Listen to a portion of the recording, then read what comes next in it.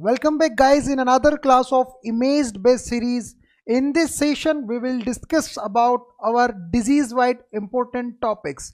Now our next image will be this. Now identify this condition. क्या हो रहा है इस पर्सन को? अगर आप इस पर्सन को देखें तो इसके चेस्ट में आपको एक अबनॉर्मलिटी दिखाई देगी, उसी को आपको फाइंड आउट करना है। देखिए यह जो पर्सन है इस पर्सन के चेस्ट में एक एबनॉर्मलिटी आ चुकी है। उस एबनॉर्मलिटी में इसका जो चेस्ट है वो एक ड्रम के आकार का हो चुका है। जब कभी भी किसी भी पर्सन का चेस्ट ड्रम के आकार का हो जाए उसे हम बोलेंगे बैरल चेस्ट। और ये जो बैरल चेस्ट है वह एक डिजीज कंडीशन में हो जाता है जिसे हम लोग बोलते हैं एम्फाइसीमा। एम्फाइसीमा की कंडीशन के अंदर जो हमारी एल्वेलाई है वो अबनॉर्मली डायलेटेड हो जाती है, जिसकी वजह से जो हमारा चेस्ट है उस चेस्ट का एंटीरियर और पोस्टीरियर जो डायामीटर है वो इम्पेयर्ड हो जाएगा, उसका रेशो जो है वो इम्पेयर्ड हो जाएगा, जिसकी वजह से चेस्ट जो है वो बैरल चेस्ट कहलाने लग जाएगा। तो barrel chest is the condition which occurs in emphysema. ठीक है, अब आपको यह ध्यान रखना है कि एम्फाइसीमा का मोस्ट कॉमन कॉज क्या होता है? अल्फा 1 एंटीट्रिप्सिन एंजाइम की डेफिशिएंसी एम्फाइसीमा का मोस्ट कॉमन कॉज होता है। अब आइडेंटिफाई कीजिए नेक्स्ट कंडीशन को। यहां पर मैंने मार्क किया हुआ है, कौन से साइन को आपको समझना है। पहला वाला ये साइन है और दूसरा वाला ये साइन है। इस साइन में आपको दिख रहा होगा कि पर्सन के एब्डोमेन पर विभिन्न प्रकार की एक ब्लीडिंग हो चुकी है। उस ब्लीडिंग की वजह से पर्सन के एब्डोमेन पर पेटिचियाई आपको दिखाई दे रहे हैं। तो यह कौन सा साइन है, यह कौन सी डिजीज कंडीशन को इंडिकेट करता है? अगर अम्बलाइकस के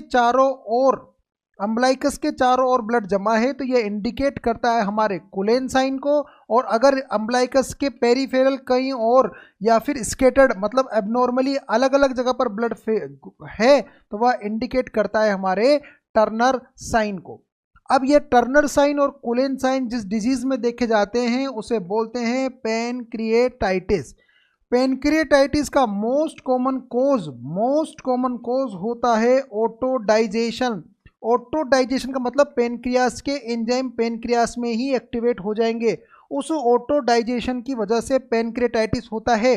तो यह पेनक्रिएटाइटिस जब पेनक्रियास डैमेज होता है तो इसकी ब्लड वेसल भी डैमेज होती है। उन्हीं की वजह से एब्डोमेन जो होता है उसकी बाहर वाली दीवारों पर हमको नजर आता है ब्लड। तो कुलेन साइन वह साइन जिसमें एब्डोमेन पर हमें अम्बलाइकस के चारों ओर ब्लड दिखाई देगा, जबकि टर्नर साइन में अम्बलाइकस को सराउंड नहीं किया होगा, आसपास ब्लड वहां पर प्रेजेंट होगा।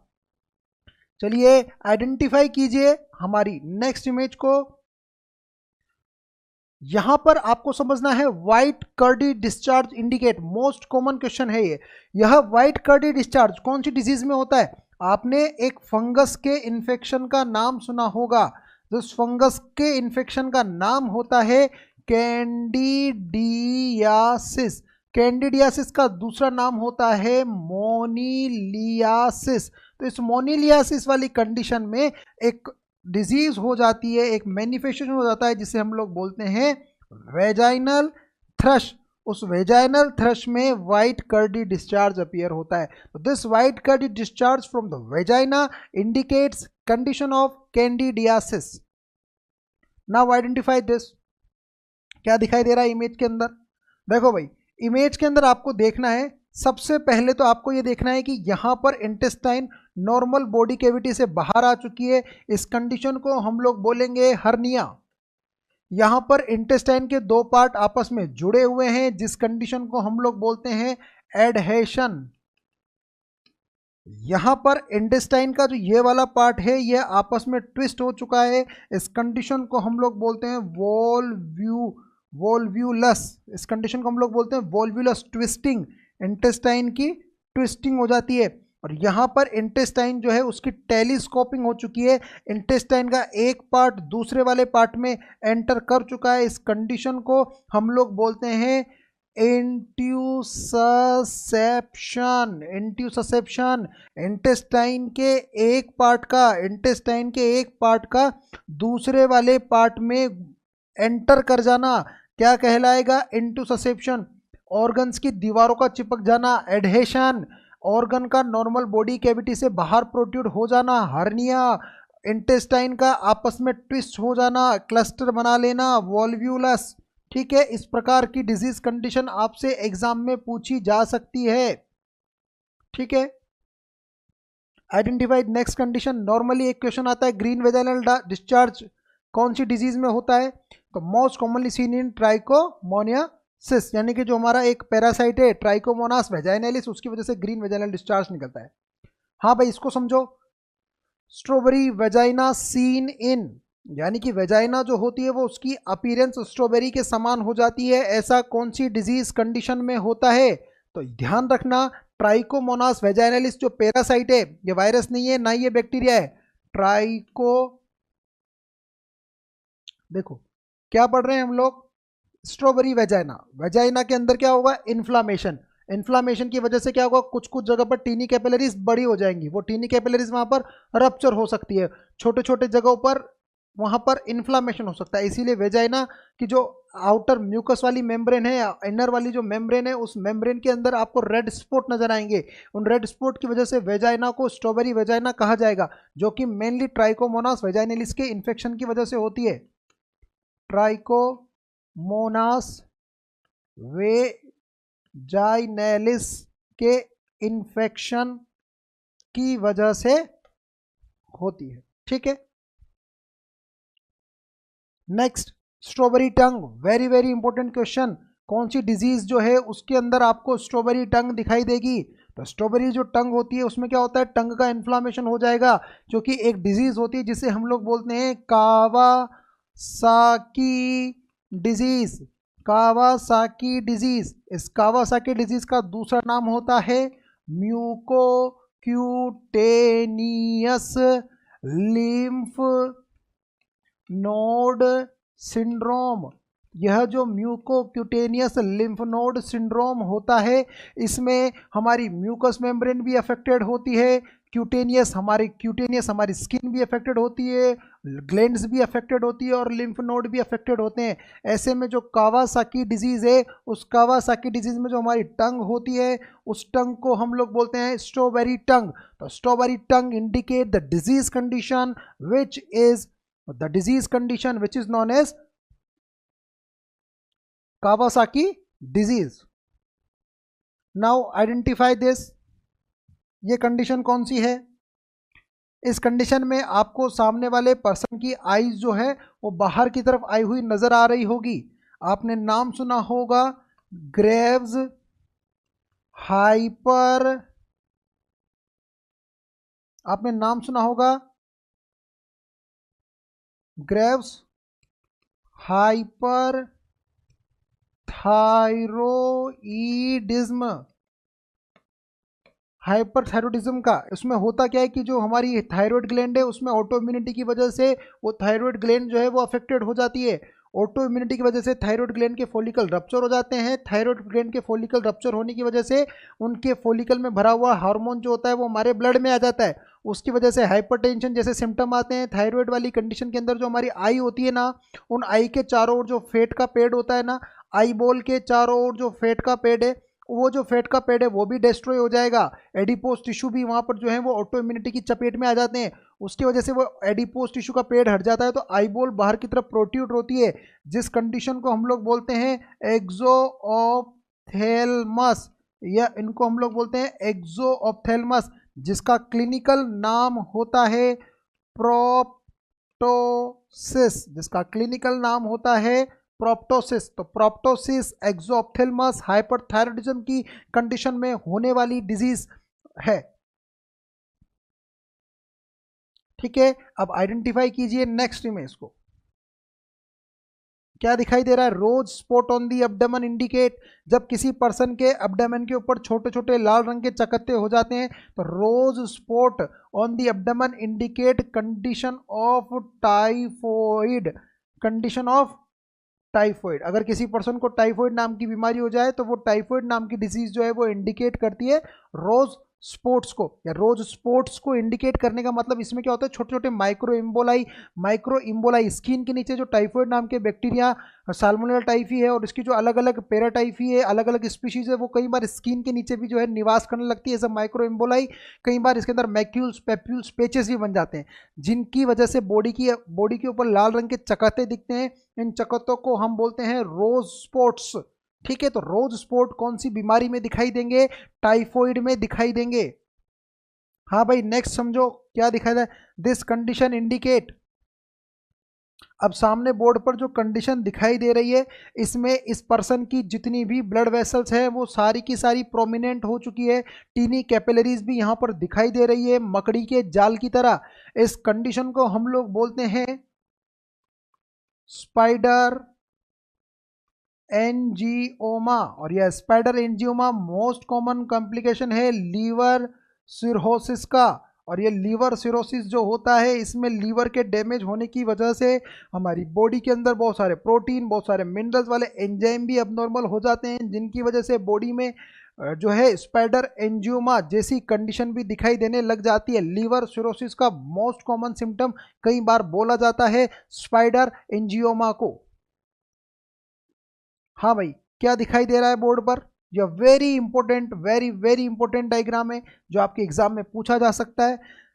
सामने स्क्रीन पर आपको जो ये दिखाई दे रहा है, इसे हम लोग बोलते हैं क्वेस्टिक साइन और इसे हम लोग बोलते हैं टोर्सो साइन। जब कभी भी कोई भी पर्सन हाइपोकेल्सीमिया से सफ़र करता है, जब कोई भी पर्सन अगर हाइपोकेल्सीमिया से सफ़र करता है तो उसके दौरान यहाँ पर एक टेस्ट किया जाता है जिसे क्वेस्टिक साइन भी बोलते हैं या चोवोस्टिक साइन भी बोलते हैं। इस क्वेस्टिक साइन में अगर हमारे फेस के आगे वाले भाग, जहाँ पर हमारा ऑर्बिट का नीचे वाला हिस्सा होता है, उसको अगर टैप किया जाए तो आईलिड जो होती है वो क्लोज हो जाती है और एक पेन क्रिएट होता है। ये इंडिकेट करता है हमारी बॉडी में ब्लड कैल्शियम लेवल के डिक्रीज होने की कंडीशन को। दूसरा साइन होता है टोर्सो साइन। टोर्सो साइन में क्या होगा, अगर किसी पर्सन को हाइपोकेल्सीमिया है और उसको बीपी कफ उसके हैंड पर अप्लाई कर दिया जाएगा और बीपी कफ को टाइट कर दिया जाएगा तो लोअर बॉडी पार्ट को सप्लाई नहीं होगी। ऐसे में मसल के अंदर एनारोबिक रेस्पिरेशन होने की स्टार्टिंग बोल दें, या मसल के अंदर ऐसी प्रक्रिया होगी जिसमें उसके हाथों में स्पाजम आ जाता है। इस कंडीशन को बोलते हैं पॉजिटिव टोर्सो साइन। क्वेस्टिक साइन और टोर्सो साइन दोनों इंडिकेट करते हैं हाइपोकेल्सीमिया को। Next, fast assessment done in case of, very very important question. जब कभी भी किसी भी पर्सन को स्ट्रोक हो जाए, आपने नाम सुना होगा स्ट्रोक का। स्ट्रोक का मतलब है ब्रेन में पाए जाने वाली ब्लड वेसल के अंदर इंफ्रैक्शन, ब्लड वेसल के रप्चर होने से ब्रेन में इंफ्रैक्शन होना।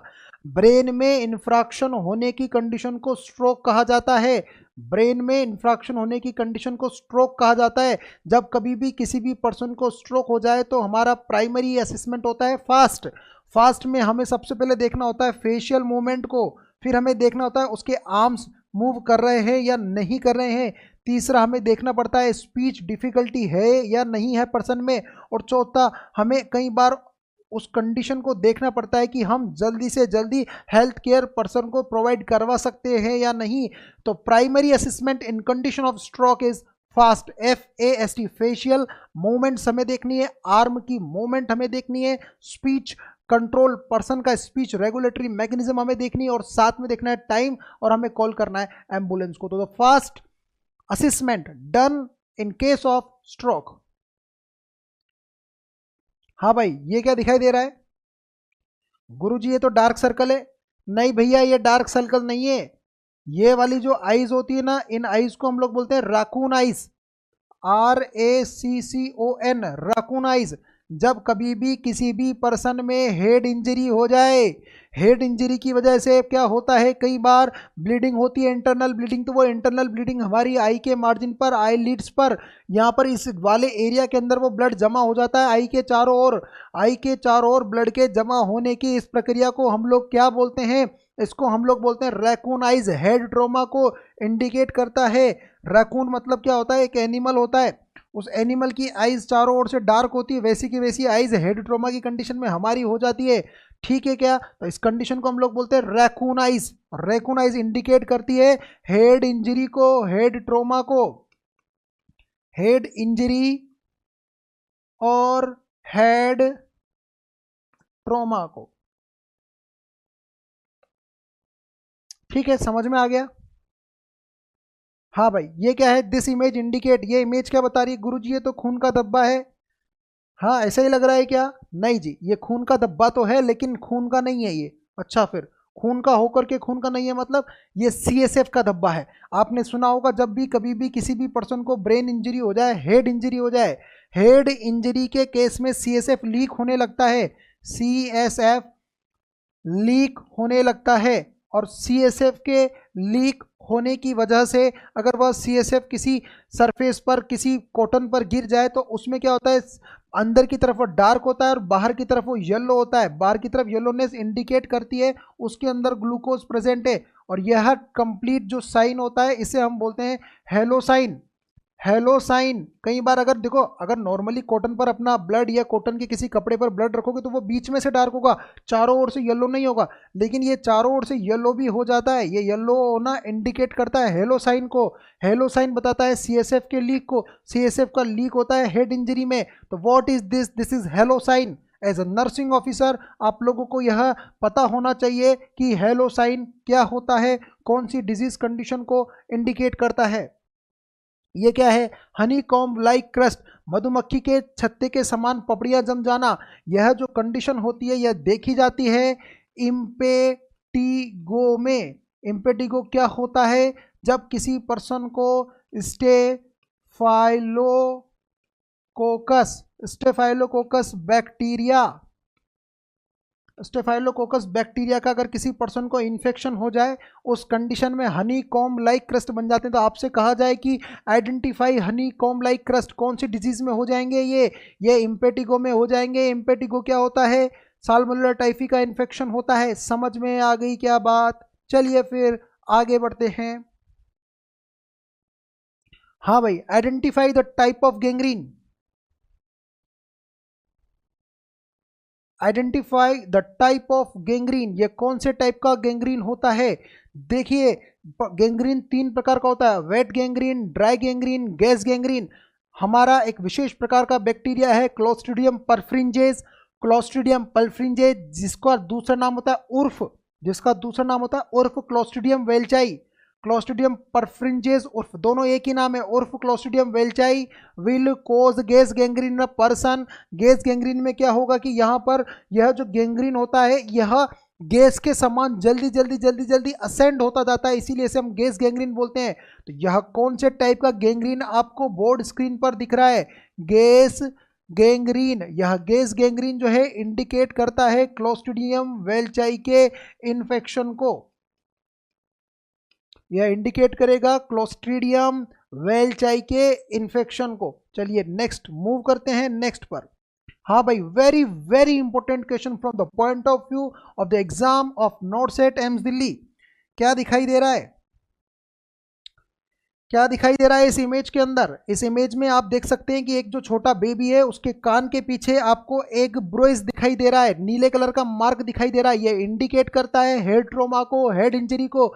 हेड ट्रोमा में, हेड इंजरी में हमारे जो ईयर जो है उसके बैक साइड पर ब्लीडिंग होने लग जाती है, ब्लड अपीयर होने लग जाता है। इसे हम लोग बोलते हैं Battle's sign. Battle sign indicate करता है हेड ट्रोमा को और हेड इंजरी को। तो कैसा होता है बैटल साइन? हम आपको हेड से रिलेटेड कुछ साइन बता चुके हैं, जैसे कि फास्ट असेसमेंट करना, ठीक है, राकून आइज का होना, हेलो साइन का दिखाई देना। ये सारी चीजें इंडिकेट करती है हमारे हेड इंजरी को। हाँ भाई, ये कौन सी कंडीशन है?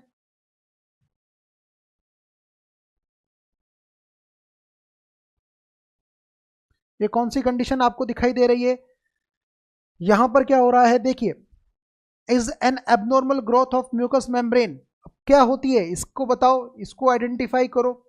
इसको आइडेंटिफाई करने की कोशिश करें तो कई बार हमारी जो इंटेस्टाइन होती है, इस इंटेस्टाइन की जो म्यूकस मेम्ब्रेन होती है यहाँ पर कुछ आउटवर्ड ग्रोथ डेवलप हो जाती है।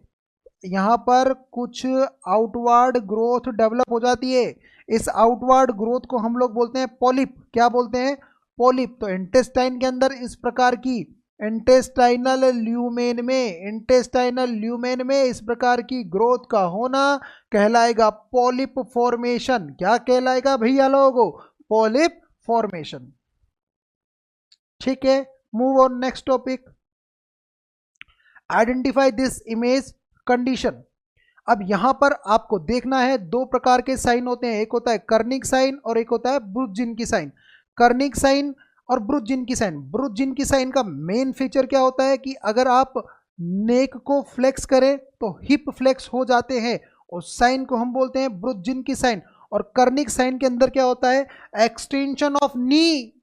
Extension of knee is painful. Extension of knee is painful. तो यहां पर आपको क्या दिखाया गया है? मेनिनजाइटिस। ये वेरी वेरी इंपॉर्टेंट है, पूछा जा सकता है। मेनिनजाइटिस की कंडीशन में दिखाई देने वाला कर्निक साइन। तो कर्निक साइन में क्या होगा? देखो, कर्निक में के मतलब हमारे इंडिकेट करेगा, मान लो दोनों पैरों को। तो अगर आप इसको ऐसे करोगे, इस के को एक्सटेंड करोगे, तो ऐसा करना तो गलत है। तो इसी से एक ट्रिक बन के आती है, extension of knee is very painful. कौन सा साइन होगा? कर्निक साइन होगा। Move on our next topic. हाँ भाई, इसको देखो, ये कौन सा साइन दिखाई दे रहा है?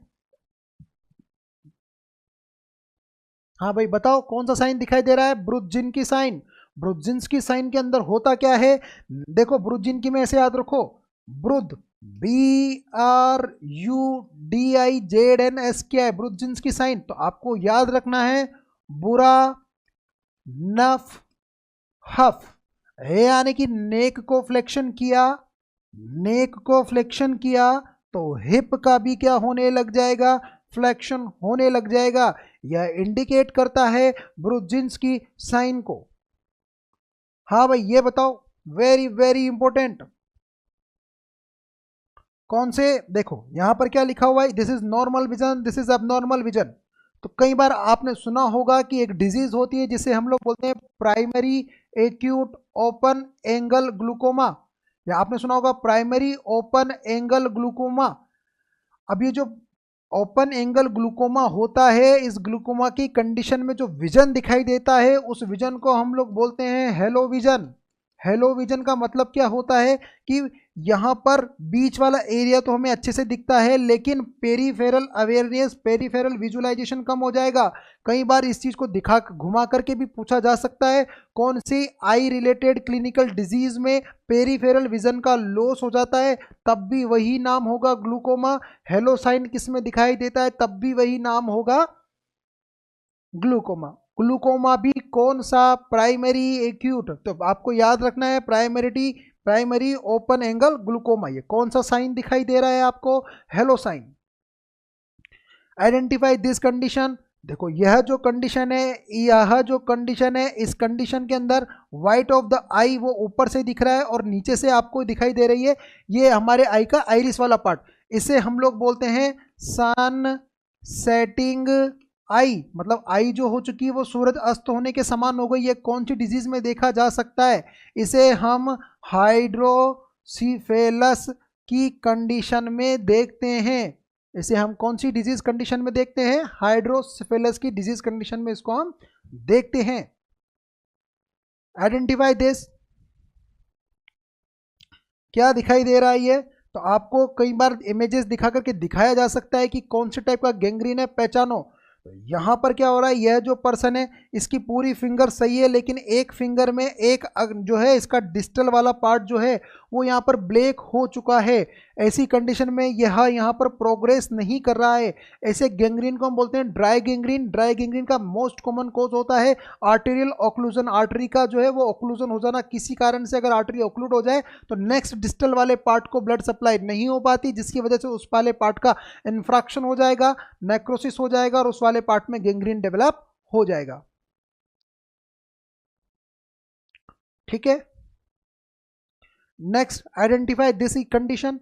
इस कंडीशन के अंदर हो क्या रहा है कि यह जो पर्सन है, इस पर्सन की फिंगर ऐसी हो चुकी है, इसे हम लोग बोलते हैं पिल रोलिंग ट्रिमर। जैसे आप किसी गोली को आपके हाथ में लो और उसको रोल करोगे तो ऐसी कंडीशन हो जाएगी, तो पर्सन भी ऐसे ऐसे करता रहता है। यह पिल रोलिंग ट्रिमर कब देखे जाते हैं? पिल रोलिंग ट्रिमर देखे जाते हैं पार्किंसन में। पार्किंसन डिजीज में देखे जाते हैं पिल रोलिंग ट्रिमर्स। तो पिल रोलिंग ट्रिमर्स देखे जाएंगे पार्किंसन की कंडीशन में। तो यह इमेज इंडिकेट करती है पार्किंसन को। ये क्या है? Rovsing sign. Very very important. Rovsing sign कौन सी डिजीज कंडीशन में दिखाई देगा? समझ रहे हो ना? आई होप आपको सारे इमेजेस समझ में आ रहे होंगे कि कौन से इमेजेस में हम कौन सी डिजीज कंडीशन को बताने की कोशिश कर रहे हैं। अब यहाँ पर दिखाई दे रहा है रोवजिंग साइन।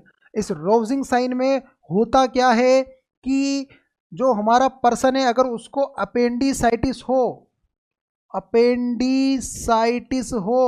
तो अपेंडिसाइटिस की कंडीशन, अपेंडिक्स किस तरफ होगा? लेफ्ट। मान लो अपेंडिक्स होता है अपने राइट साइड में, अपेंडिक्स होता है अपने राइट साइड में। तो अगर आप लेफ्ट साइड में प्रेस करोगे तो राइट साइड में पेन होगा। लेफ्ट साइड में प्रेस करने पर राइट साइड में पेन होगा। इस प्रकार की कंडीशन को कहा जाएगा रोवजिंग साइन। लेफ्ट में प्रेस करने पर राइट में पेन होना, रोवजिंग साइन। हाँ भाई, इसको समझो। यह वाला जो गैंग्रेन है, इस वाले के अंदर देखो क्या दिखाई दे रहा है। इस वाले के अंदर आपको पस का फॉर्मेशन दिखाई दे रहा है। सीधे ही हम कह सकते हैं ये कौन सा गैंग्रीन है? वेट गैंग्रीन होता है। तो wait gangrene is seen in कौन सी कंडीशन में दिखाई देगा? मेनली ये डायबिटीज की कंडीशन में दिखाई दे सकता है और सेप्टिसीमिया की कंडीशन में भी दिखाई देता है। अब आपने नाम सुना होगा मर्फी साइन का।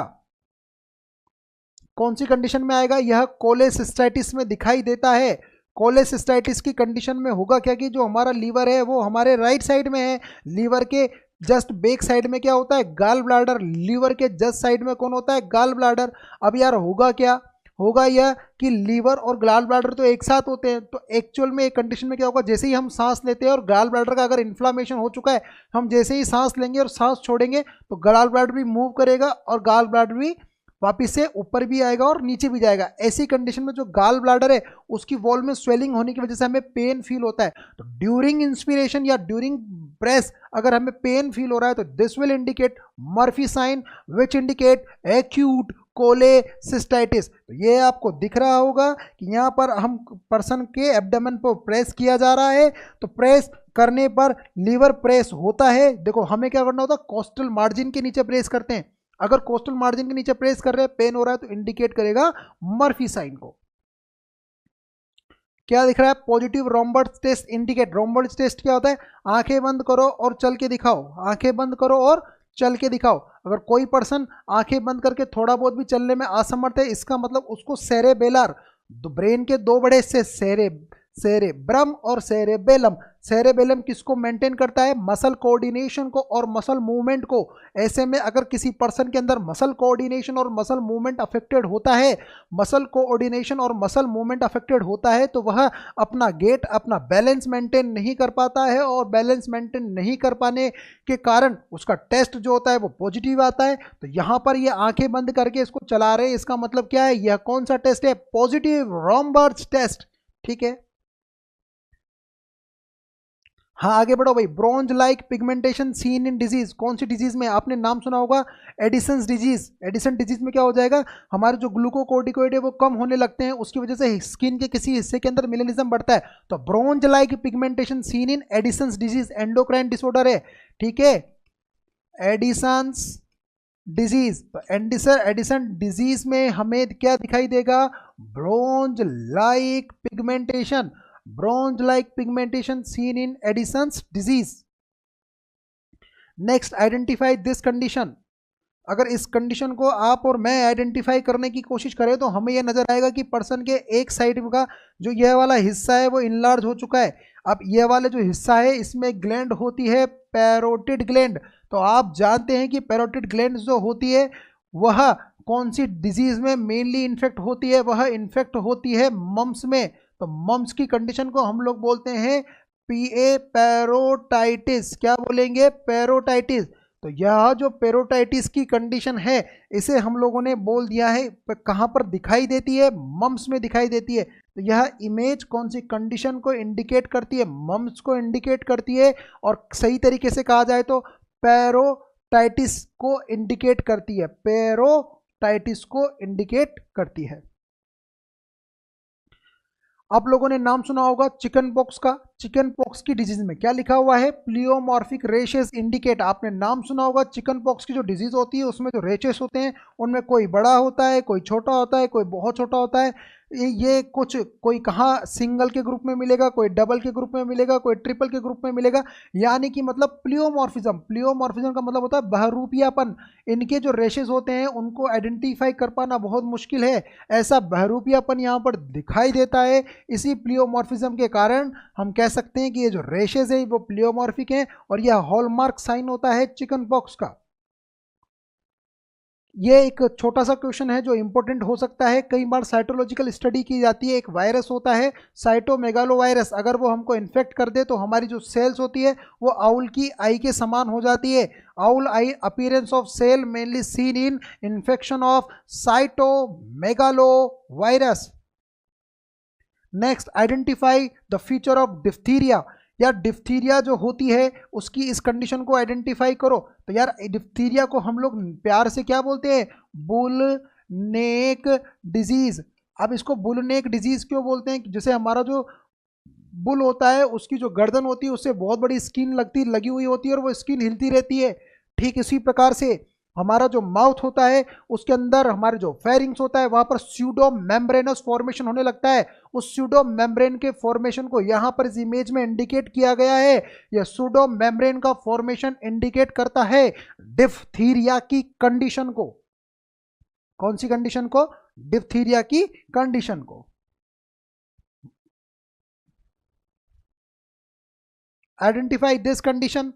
देखो हमने एक डिजीज कंडीशन तो पढ़ी थी जिसमें होता क्या है, इंटेस्टाइन के अंदर की तरफ एक आउटग्रोथ हो जाती है। उस ग्रोथ को हम लोगों ने क्या बोला था? पॉलिप। क्या बोला था? पॉलिप। कई बार इंटेस्टाइन की बाहरी दीवारों पर एक आउटग्रोथ हो जाती है और सबसे खास बात यह है कि यह जो बाहरी दीवार होती है ना, इस बाहरी दीवार की एक ओपनिंग भी क्रिएट हो जाती है। इस तरह की कंडीशन को हम लोग बोलते हैं डाइवर्टिकुला। क्या बोलते हैं? डाइवर्टिकुला। तो यहाँ पर आपको इंटेस्टाइन से रिलेटेड यहाँ पर ये एक्स्ट्रा मटेरियल, एक्स्ट्रा आउटग्रोथ दिखाई दे रही है, इसे हम लोग बोलते हैं diverticula. A blind tube develop inside an organ. What is sausage shape mass in abdomen indicate? देखो सोसेज का मतलब क्या होता है? सोसेज का मतलब होता है कोई जैसे आपने एक ककड़ी देखी होगी, कुकुम्बर।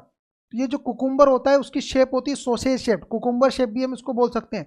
तो आपके एब्डोमेन में अंदर किसी ने कुकुम्बर रखा है और वो बाहर अपीयर हो रहा है। ऐसे में हमारे एब्डोमेन में बाहर की तरफ, हमारे एब्डोमेन में बाहर की तरफ एक एलिवेशन अपीयर होता है, उस एलिवेशन को बोलते हैं सोसेज। तो sausage shaped mass in abdomen indicate, sausage shape mass in abdomen indicate the condition of, किसको इंडिकेट करेगा? यह इंडिकेट करता है इंटुससेप्शन की कंडीशन को। इंटुससेप्शन क्या होता है? हमारी इंटेस्टाइन जब किसी हिस्से में वीक होती है उसका एक हिस्सा जो होता है उसके अगले हिस्से में एंटर कर जाता है। इंटेस्टाइन का एक हिस्से का दूसरे हिस्से में एंटर करना कहलाएगा सोसेज शेप्ड मास। और इंटुससेप्शन, तो सोसेज शेप्ड मास इंडिकेट करता है इंटुससेप्शन की कंडीशन को।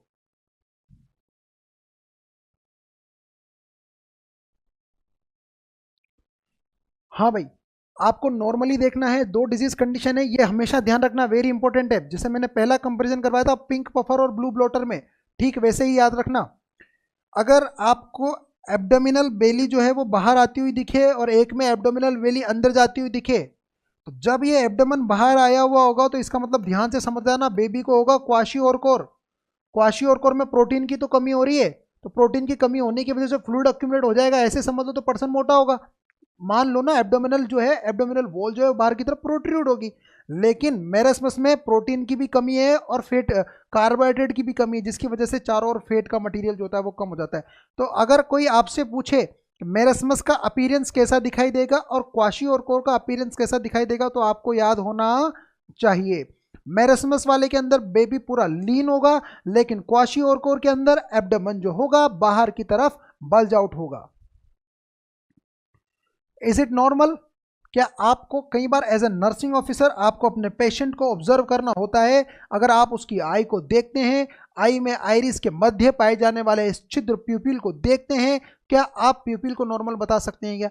यह प्यूपिल नॉर्मल है या नहीं है? जी हाँ, यह प्यूपिल नॉर्मल नहीं है। यह प्यूपिल जो है कॉन्स्ट्रिक्टेड है, और इस कॉन्स्ट्रिक्टेड प्यूपिल को हम लोग बोलते हैं पिन पॉइंट प्यूपिल, और यह पिन पॉइंट प्यूपिल इंडिकेट करता है पोंटाइन हेमरेज को।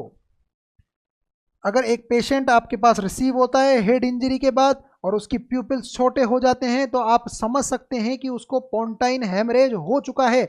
अब मेरी बात ध्यान से समझना, यह जो पोंटाइन हेमरेज वाली कंडीशन है ना, इसके अलावा अगर ये जो कॉन्स्ट्रिक्टेड प्यूपिल वाली जो कंडीशन है ना, यह एक और जगह पर दिखाई देगी, ओपियोइड अब्यूज़। अगर किसी पर्सन ने ओपियोइड का अब्यूज़ किया है तो ऐसी कंडीशन में भी पिन पॉइंट प्यूपिल दिखाई देता है। आइडेंटिफाई दिस कंडीशन, बोलो भाई। अब देखो, पहले तो मैंने क्या कहा था कि ऐसा लगता है कि पेट में ककड़ी रखी हुई है, पेट में ककड़ी रखी हुई है तो जो अपीयरेंस आएगी वो आएगी इंटोससेप्शन में। अब पेट में बोल रख दो, आलू रख दो, तो वो वाली कंडीशन ओलिव शेप्ड मास, ओलिव शेप्ड मान बादाम की तरह का एक शेप का मास यहाँ पर आपको दिखाई देगा। कौन सी कंडीशन में? तो वो दिखाई देगा पाइलोरिक स्टेनोसिस की कंडीशन में। अरे यार ये बताओ मुझे, पाइलोरिक स्टेनोसिस क्या होता है?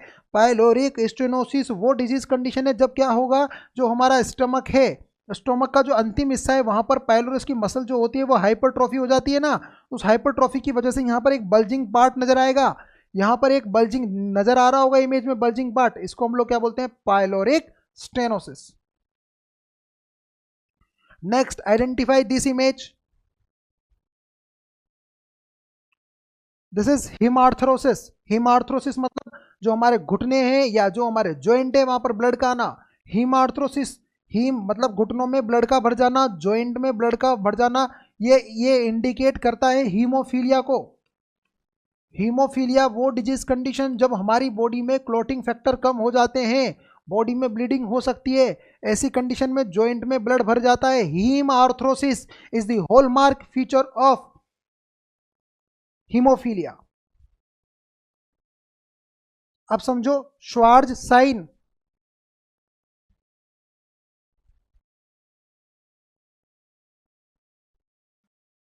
श्वार्ज साइन, अब ये श्वार्ज साइन कब दिखाई देता है? तो देखो क्या होता है, जब कभी भी हमारा जो ईयर है, ईयर में जो मेम्ब्रेन है, टिम्पेनिक मेम्ब्रेन, अगर ये टिम्पेनिक मेम्ब्रेन जो है वो इन्फ्लाम्ड हो जाए, तो इन्फ्लाम्ड होने की वजह से ये येलो कलर की जो टिम्पेनिक मेम्ब्रेन है वो पिंक कलर की दिखाई देती है। येलो कलर की tympanic membrane, normal tympanic membrane का कलर येलो होगा, यह बीएचयू में पूछा गया क्वेश्चन है। अगर अब यही टिम्पेनिक मेम्ब्रेन जो है वो पिंक कलर की हो जाए, उसे हम लोग बोलेंगे श्वार्ज साइन और फ्लेमिंगो साइन। तो ध्यान रखना, श्वार्ज साइन का मतलब क्या होता है? येलो टिम्पेनिक मेम्ब्रेन का पिंकिश हो जाना। दिस विल इंडिकेट टिम्पेनाइटिस, या इंडिकेट करेगा टिम्पेनाइटिस को, टिम्पेनिक मेम्ब्रेन के इन्फ्लामेशन को। अब नेक्स्ट डिजीज कंडीशन, यहां पर आप इस पर्सन के हैंड्स में एक क्लिनिकल कंडीशन को अंडरस्टैंड कर सकते हैं। इसके जो नेल्स है उनका कर्वेचर बढ़ चुका है। जब कभी भी कोई भी पर्सन साइनोसिस की कंडीशन में होता है, उस कंडीशन के अंदर उसकी जो सेल्स होती है, जो उनके टिप्स होते हैं, टिप्स में जो नेल्स हैं, उन नेल्स की जो ग्रोथ है वो अबनॉर्मल हो जाएगी। ग्रोथ के अबनॉर्मल होने के पीछे का कारण है हाइपोक्सिया।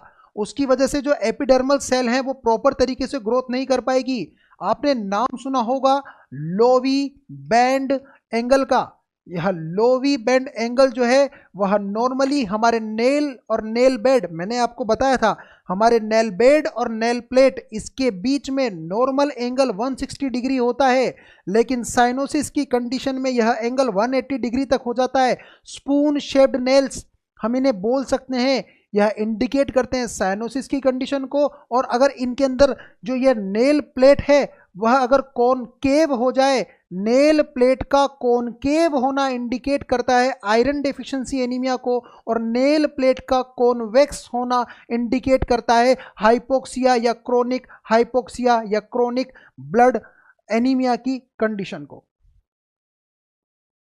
नेक्स्ट इमेज में आइडेंटिफाई कीजिए आपको क्या दिखाई दे रहा है।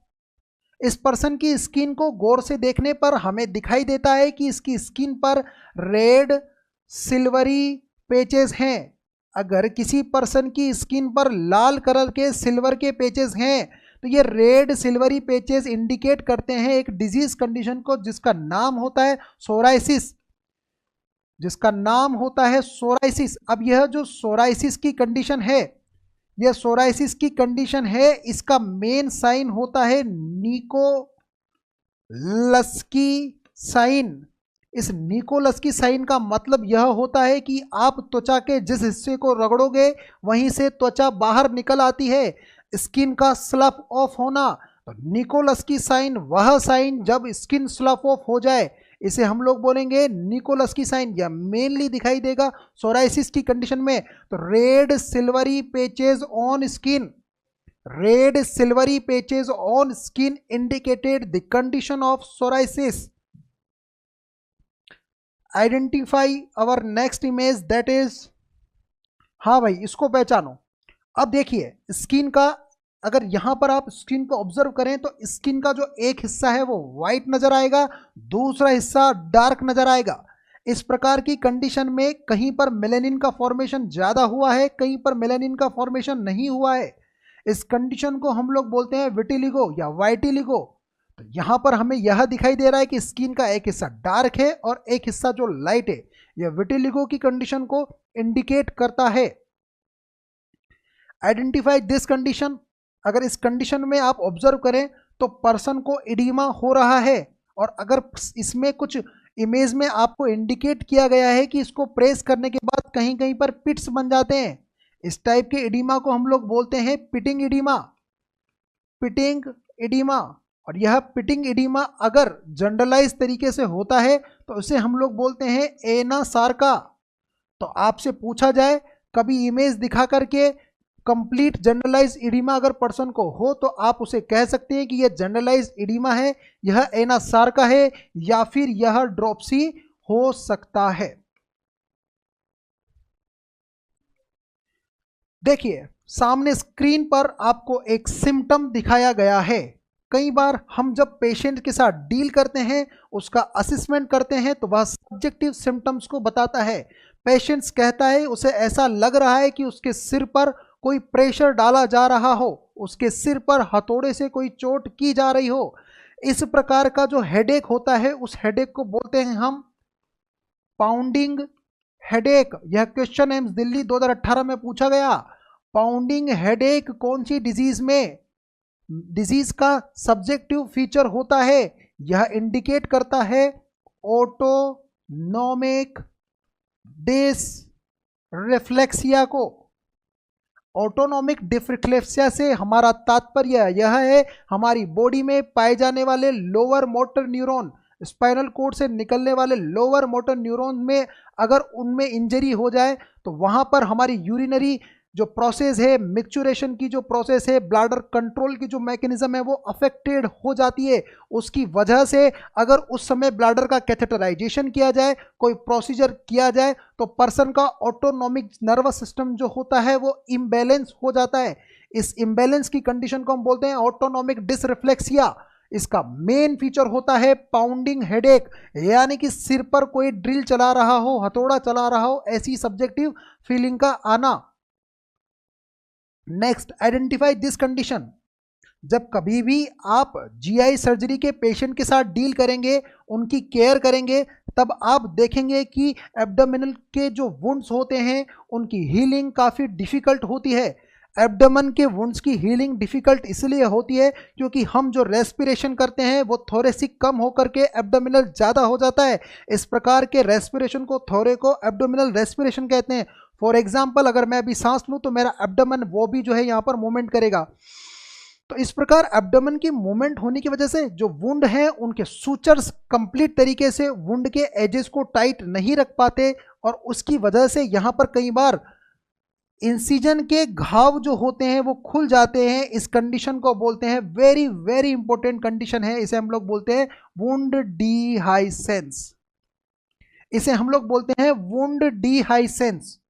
और कई बार इन घावों में से अगर इंटेस्टाइन का पार्ट या हमारा कोई बॉडी ऑर्गन बाहर निकल आए, बॉडी ऑर्गन बाहर निकल आए, इस प्रकार की कंडीशन को हम बोलते हैं इविसरेशन।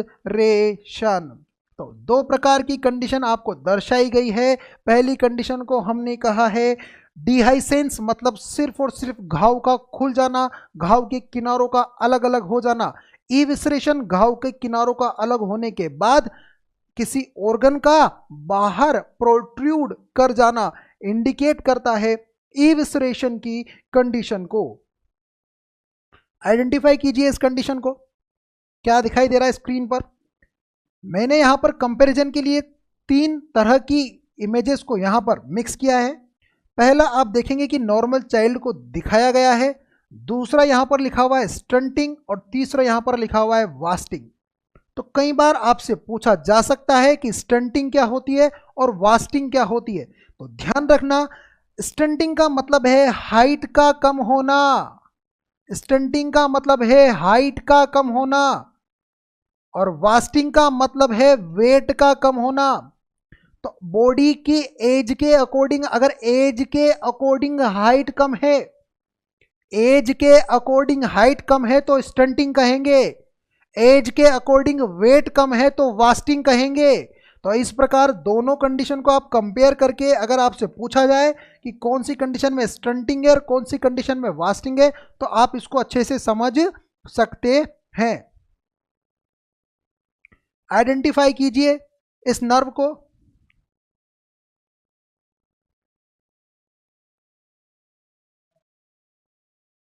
यहां पर फेस पर आपको एक कंडीशन दिखाई दे रही होगी। इस कंडीशन में आपको फेस का जो एक हिस्सा है उस हिस्से को एक नर्व ने कवर किया हुआ है। यह नर्व जो फेस के एंटीरियर पार्ट को कवर करती है, इस कवरिंग वाले हिस्से को जिस नर्व ने, जिस क्रेनियल नर्व ने कवर किया हुआ है वो है ट्राइजेमिनल नर्व। मैंने आपको बताया था ट्राइजेमिनल नर्व के बारे में। यह ट्राइजेमिनल नर्व जो है वह हमारे जो बेक वाला हिस्सा है, मैक्सिलरी जोन, ऑप्थेल्मिक जोन, इनको भी कवर करती है। तो ट्राइजेमिनल जो न्यूरेल्जिया होता है उसे कहा जाता है टिक डोल्यूरेक्स, जबकि बेल्स पाल्सी को टिक्स डोल्यूरेक्स नहीं कहा जाता है। टिक डोल्यूरेक्स कहा जाता है ट्राइजेमिनल न्यूरेल्जिया की कंडीशन को। Identify this palsy. कौन सी पाल्सी है भैया ये? पाल्सी मतलब क्या होता है? पैरालिसिस। पैरालिसिस क्यों हुआ? नर्व की इंजरी की वजह से। तो बताओ स्क्रीन पर दिखाई गई इमेज में आपको कौन सी पैल्सी जो है वो दिखाई दे रही है? यहां पर क्या हो रहा है, ये इसका जो हाथ है ना वो पीछे की तरफ जाकर के मुड़ गया, ऐसे मुड़ गया। ऐसे मतलब कि वेटर ने कोई पैसे ले लिए और पैसे छुपा करके चलता हुआ जा रहा हो। Waiters tip hand, waiters tip hand. कौन सी पाल्सी? अर्ब पाल्सी, अर्ब पाल्सी। और ये अर्ब पाल्सी क्यों होती है? आपका जो ब्रेकियल प्लेक्सस है, हमारी बॉडी को कंट्रोल करने वाले सोमेटिक नर्वस सिस्टम में जो नर्व होती है उनमें एक प्लेक्सस होता है ब्रेकियल प्लेक्सस, जो कि सर्वाइकल वर्टेब्रा 5th और सर्वाइकल वर्टेब्रा 6th यहां पर निकलने वाली नर्व ब्रांचेस में होता है। तो C5 और C6 की अगर ब्रेकियल प्लेक्सस की ब्रांचेस अगर इंजर्ड हो जाए तो वह हमारा जो हैंड होता है, इसकी जो हमारा पाम होता है, यह फिंगर जो होती है, यह पीछे की तरफ बैकवर्ड बेंट हो जाती है। इसे हम लोग बोलते हैं अर्ब पाल्सी। तो ये ध्यान रखना, वेरी वेरी इंपॉर्टेंट है। अर्ब पाल्सी का दूसरा नाम क्या होता है? वेटर्स टिप हैंड या वेटर्स टिप पाल्सी। हाँ भाई, इसी कंडीशन कौन सी दिखाई दे रही है?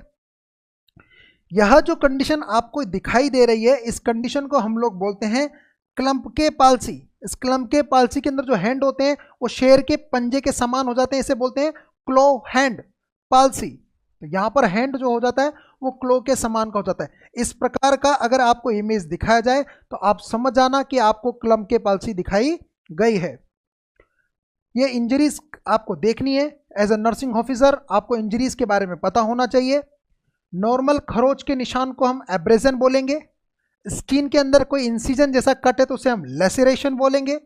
स्किन के अंदर कोई जैसे गन शॉट जो होते हैं उनके अंदर जो वुंड होता है उसे पंचर वुंड कहा जाता है। अगर किसी वुंड में से कोई ब्रेक हो जाए, हड्डियां बाहर निकल जाए, उस कंडीशन को अवल्जन कहा जाता है।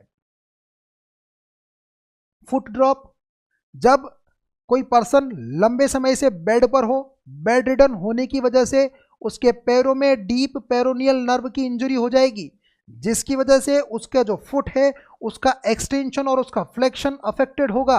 एक्सटेंशन और फ्लेक्शन के अफेक्टेड होने की वजह से फुट जो है वह हमेशा के लिए एक्सटेंडेड पोजीशन में आ जाता है। इस कंडीशन को हम लोग बोलते हैं फुट ड्रॉप। तो यहां पर ये नर्व कौन सी दिख रही है? 2018 दिल्ली एम्स का प्रश्न है। कौन सी नर्व है यह? Deep peroneal nerve. और मैंने बता दिया था इमेज बेस में कैसे प्रिवेंट करते हैं, फुट बोर्ड लगा करके फुट ड्रॉप को प्रिवेंट करते हैं। Next, identify the procedure. कौन सा प्रोसीजर हो रहा है इसके अंदर? गुरुजी, इस प्रोसीजर में हम देख सकते हैं कि हमको यहाँ पर प्रोस्टेट ग्लैंड दिखा रखी है, पीछे रेक्टम दिखा रखा है। कई बार क्या होता है, जब कभी किसी पर्सन में प्रोस्टेट ग्लैंड बड़ी हो जाए तो उसका most accurate confirmatory diagnostic measure होता है डिजिटल रेक्टल एग्जामिनेशन। यानी कि ग्लव्स पहन करके ग्लव्ड फिंगर से को जब आप रेक्टम में एंटर करवाएंगे तब आपको पी शेप्ड मास फील होगा, मटर के दाने के समान आउटग्रोथ फील होगी। उसे बोलते हैं डिजिटल रेक्टल एग्जामिनेशन, जो इंडिकेट करता है बेनाइन प्रोस्टेट हाइपरप्लेजिया की कंडीशन को। तो DRE यहां पर प्रोसीजर में जो आप लोगों ने देखा है वह कंडीशन थी डिजिटल रेक्टल एग्जामिनेशन की। अब तक के इमेज्ड बेशन की सीरीज में हम लोगों ने पढ़े हैं वो क्वेश्चन जिनमें डिजीजेस थी, क्लिनिकल सिम्टम्स थे, साइन एंड सिम्टम्स थे। अब यहां तक के लिए इतना ही, मिलेंगे नेक्स्ट क्लास में। तब तक के लिए wish you all the best. यूं ही हंसते रहिए, मुस्कुराते रहिए और पढ़ते रहिए।